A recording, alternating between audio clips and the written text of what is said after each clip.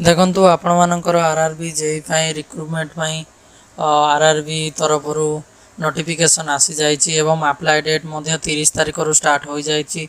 आपण मानकर 30 रु 29 अगस्त पर्यंत रही। तो आपण मैंने जदि सर्ट वीडियो देखुं ताले आपण मैंने पूरा video take video Odia YouTube channel जाई देखि नियंतु। तो एथिरे आपण मानकर दुईटी वैकेंसी रही। आपण मानकर chemical supervisor research supervisor jar salary रही 44,900 जार बयस सीमा रही 18 रु 36 वर्ष एवं आपण मानकर जूनियर इंजीनियर पोस्ट रही।